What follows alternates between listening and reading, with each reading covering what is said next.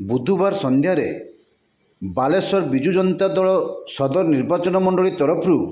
फकीरमोहन स्वयंशासित महाविद्यालय छात्री दिवंगत सौम्याश्री विशी स्मृति उद्देश्य एक श्रद्धांजलि सभा फकीरमोहन गलीठारे अनुष्ठित हो जाइछि। सदर पूर्वतन विधायक स्वरूप दास प्रत्येक तत्वावधान में श्रद्धांजलि सभार दलीय कर्मी मैंने मोमबत्ती जली स्मृतिचारण करते। यही कार्यक्रम म्युनिसिपालिटीर उपाध्यक्ष कैलाश सेठी, जिला बीजेडी साधारण संपादक रंजन बाग, पूर्वतन उपनगरपाल मनोज राउत, सदर ब्लॉक बीजेडी सभापति बसंत पंडा,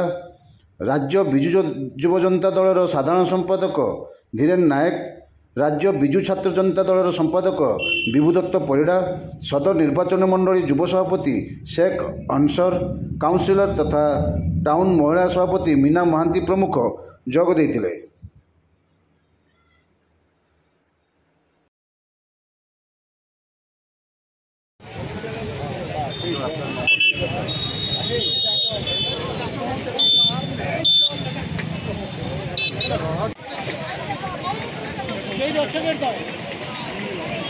मम्मी भाई कहीं मम्मी भाई